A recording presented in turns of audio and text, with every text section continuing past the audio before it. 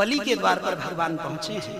ऐसा लगा सबको जैसे साक्षात भगवान सूर्य देव ही बालक के रूप में धरती पर उतर आए।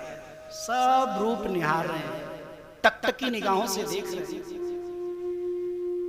और एक छोटा सा संवाद हुआ है वामन भगवान के साथ, बलि का छोटा सा नन्हा सा संवाद कितना आनंददायी है। देखिए, जैसे ही भगवान पहुंचे, नियम क्या है, पहले स्वागत करने वाला स्वागत करे, तब जो आया है संत महात्मा साधु गुरु वो आशीर्वाद दे। लेकिन भगवान मन ही मन सोचते हैं, भैया मुझे स्वागत करवाने की प्रतीक्षा नहीं करनी चाहिए, मुझे तो पहले ही आशीर्वाद दे देना चाहिए।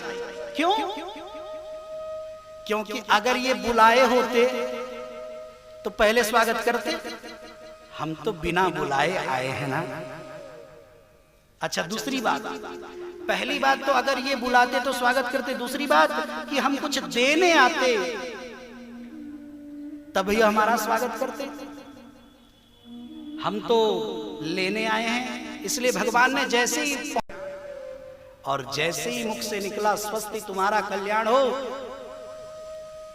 तो फिर राजा बलि ने हाथ जोड़कर कहा, स्वागतम, आपका स्वागत है हमारे इस यज्ञ में। वद विभो, कहिए प्रभु आपको क्या चाहिए। किम दीयताम, मैं आपको क्या दूं। प्रभु बताइए किस मनसा से आए हैं। किम दीयताम, मैं आपको क्या दूं। तो भगवान कहते हैं मेदिनीम। मेदिनी माने पृथ्वी, मुझे पृथ्वी चाहिए।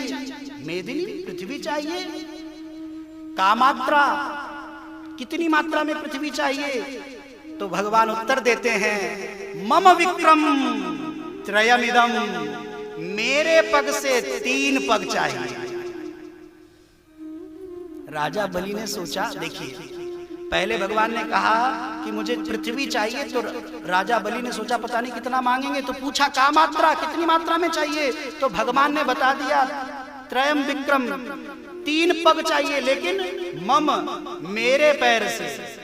बलि ने सोचा इतने से हैं, इतने से कितने से, 52 अंगुल के कुल हैं, इनके नन्हे नन्हे पैर 3 पग में कितनी पृथ्वी नापेंगे।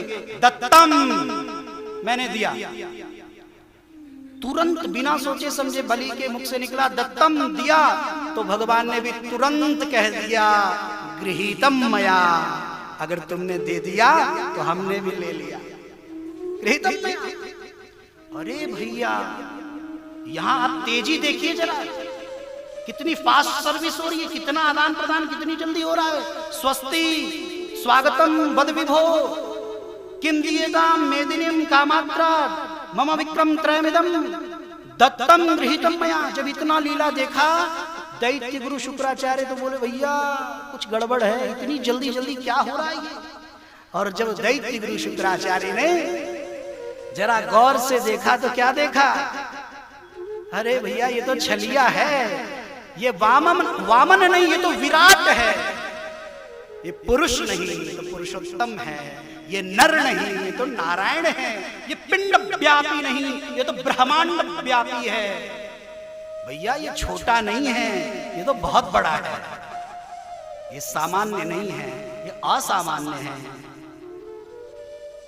ये हमारी सोच के अंतर्गत नहीं है, ये हमारी सोच से परे की चीज है।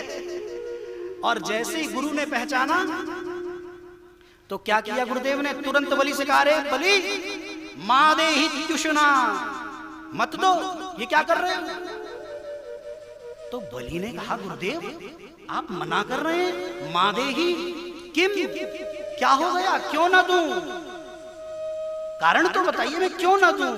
तो दैत्य गुरु शुक्राचार्य ने कहा, रे मूर्ख, हरिरयम, अयम हरि, जिसे तू वामन समझ रहा है ये हरि हैं। हरि का मतलब भी तुम्हें पता है। बलि ने कहा, क्या। बोले, हर ले वही हरि, तुम्हारा सब कुछ हर ले जाएंगे, हरि है ये।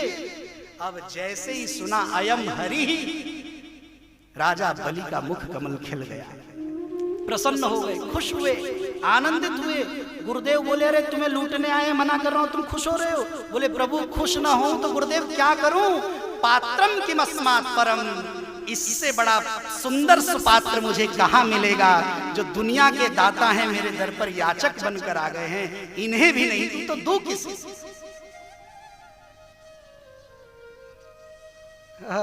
आनंद हो गया भैया। पहले पग में पृथ्वी, दूसरे पग में स्वर्ग। बलि ने कहा गुरुदेव ने सही कहा था और मैंने सही निर्णय लिया। देखिए, दो पग में तो बलि की संपत्ति चली गई, लेकिन अभी बलि बच गया है। अब यहां सोचने की बात है, भगवान को चाहिए क्या था? भगवान को स्वर्ग चाहिए था।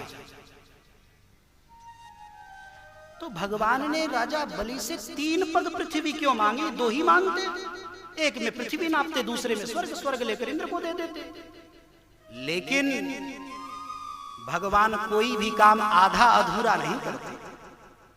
भगवान जानते हैं कि जैसे ही मैंने पृथ्वी ली, स्वर्ग लिया, तो बलि की संपत्ति तो चली जाएगी, संपत्ति के साथ ममता चली जाएगी, लेकिन एक दिक्कत हो जाएगी। और वही दिक्कत हो गई जिसकी भगवान को आशंका थी, वही दिक्कत हो गई।